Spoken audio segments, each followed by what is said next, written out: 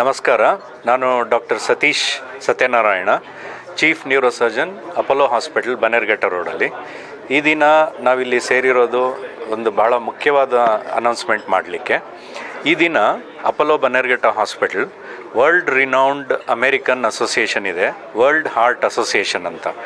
ಈ ಅಸೋಸಿಯೇಷನ್ನು ಅಮೇರಿಕಾನಲ್ಲೇ ಬಹಳ ಪ್ರಸಿದ್ಧಿ ಪಡೆದಿದೆ ಹಾಗೂ ಆಲ್ ಓವರ್ ದ ವರ್ಲ್ಡ್, ಅಂದರೆ ಇಂಟರ್ನ್ಯಾಷನಲಿ ಯಾವ್ಯಾವ ಹಾಸ್ಪಿಟಲಲ್ಲಿ ಹಾರ್ಟ್ ಅಟ್ಯಾಕ್ ಮತ್ತು ಸ್ಟ್ರೋಕ್, ಅಂದರೆ ಬ್ರೈನ್ಗೆ ಆಗುವಂಥ ಪ್ಯಾರಾಲಿಸಿಸ್ ಅಟ್ಯಾಕ್ ಏನಿದೆ, ಇವೆರಡರಲ್ಲಿ ಮುಂಚೂಣಿಯಲ್ಲಿರುವಂತಹ ಯಾವ ಹಾಸ್ಪಿಟ್ಲು ಇದೆ ಅಂತ ಸರ್ಟಿಫಿಕೇಷನ್ ಮಾಡಬೇಕಾದ್ರೆ highest certifying body in the world ಇದು ಅಮೇರಿಕನ್ ಹಾರ್ಟ್ ಅಸೋಸಿಯೇಷನ್.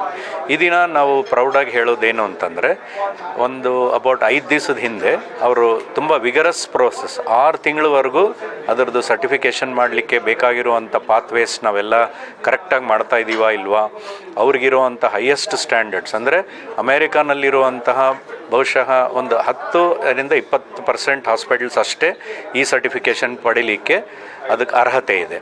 ಅಂಥ ಹಾಸ್ಪಿಟಲ್ಸಲ್ಲಿರುವಂಥ ಸ್ಟ್ಯಾಂಡರ್ಡ್ಸ್ನ ನಾವು ಮೀಟ್ ಮಾಡಿದ್ದೀವಾ ಇಲ್ವಾ, ನಮ್ಮ ಹಾಸ್ಪಿಟ್ಲಲ್ಲಿ ಸ್ಟ್ರೋಕ್ ಪೇಷಂಟ್ ಬಂದರೆ ಎಷ್ಟು ನಿಮಿಷದಲ್ಲಿ ಅವರಿಗೆ ಟ್ರೀಟ್ಮೆಂಟ್ ಶುರುವಾಗುತ್ತೆ, ಅವರ ಟ್ರೀಟ್ಮೆಂಟಲ್ಲಿ ಶುರು ಮಾಡೋದಕ್ಕೆ ಮುಂಚೆಯೇ ಟೆಕ್ನಿಷಿಯನ್ ಆಗಲಿ, ನರ್ಸ್ ಆಗಲಿ, ಸೆಕ್ಯೂರಿಟಿ ಪರ್ಸನ್ ಆಗಲಿ, ಎಮರ್ಜೆನ್ಸಿಯಲ್ಲಿ ಅವ್ರನ್ನ ನೋಡೋವಂಥ ಡಾಕ್ಟರ್ ಆಗಲಿ, ಎಲ್ಲರಿಗೂ ಇದರದ್ದು ಪರ್ಟಿಕ್ಯುಲರ್ ಟ್ರೈನಿಂಗ್ ಆಗಿದೆಯಾ ಇಲ್ವಾ.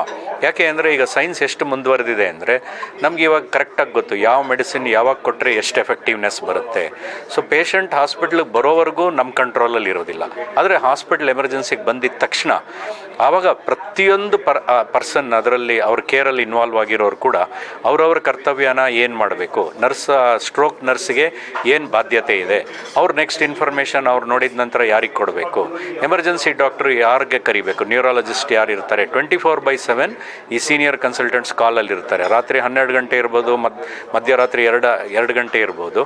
ಆ ಪೇಷಂಟಿಗೆ ಕ್ಯಾತ್ ಲ್ಯಾಬಿಗೆ ಕರ್ಕೊಂಡೋಗಿ ಇಮಿಡಿಯೇಟಾಗಿ ಕ್ಲಾಟ್ ಬಸ್ಟಿಂಗ್ ಡ್ರಗ್ ಕೊಡಬೇಕಾಗಿದ್ದರೆ ಅದಕ್ಕೆ ಬೇಕಿರೋಂಥ technician, doctor, nurse, cath lab availability, 3 cath lab ಇರೋದ್ರಿಂದ ನಮಗೆ ಅದು ಸಮಸ್ಯೆ ಇಲ್ಲ.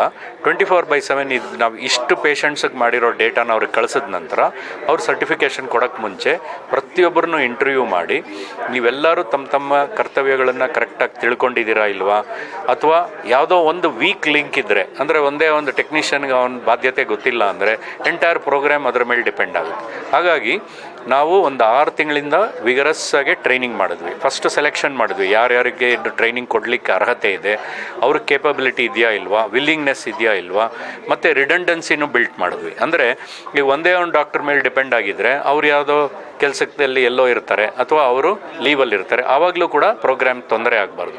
So every level we built redundancy, ಅಂದರೆ 3, 4 plan A, plan B, plan C ಕೂಡ ಇರಬೇಕು ಅಂತ.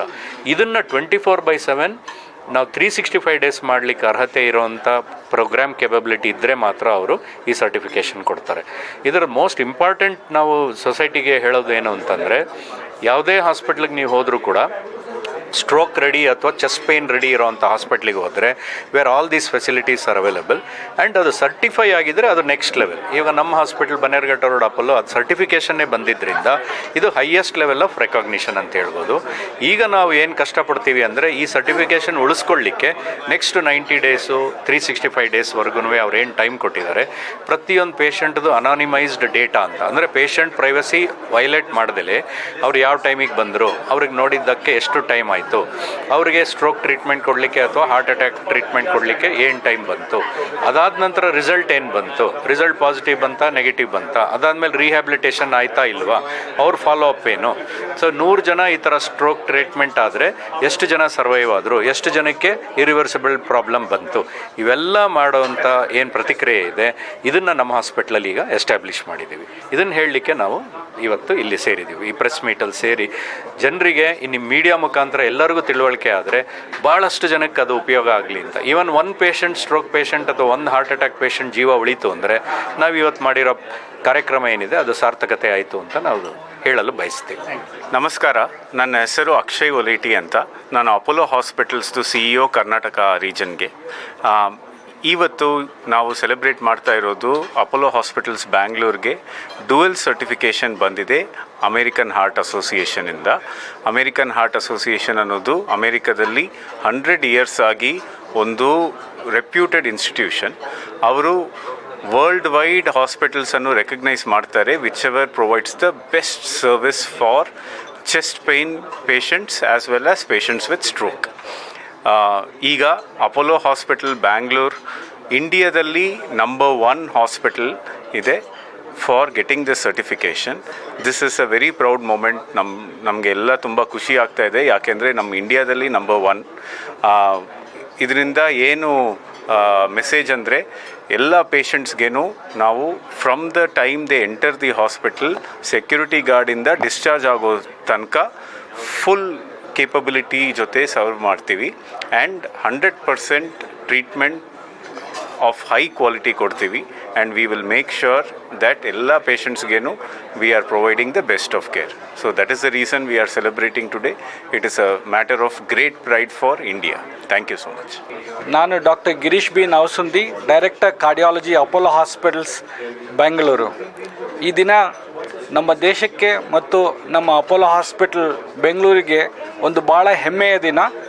ನಾವು ಮೊದಲನೇ ಬಾರಿಗೆ ಭಾರತದಲ್ಲಿ AHA ಅಮೆರಿಕನ್ ಹಾರ್ಟ್ ಅಸೋಸಿಯೇಷನ್ ಕಡೆಯಿಂದ ಸರ್ಟಿಫಿಕೇಟ್ ಅಪ್ರೂವಲ್ ತಗೊಂಡಿರುವಂಥ ಮೊದಲನೇ ಆಸ್ಪತ್ರೆ ಹಾರ್ಟ್ ಅಟ್ಯಾಕ್ ಮತ್ತು ಬ್ರೈನ್ ಸ್ಟ್ರೋಕ್ ಟ್ರೀಟ್ಮೆಂಟ್ ಮಾಡೋದಕ್ಕೆ.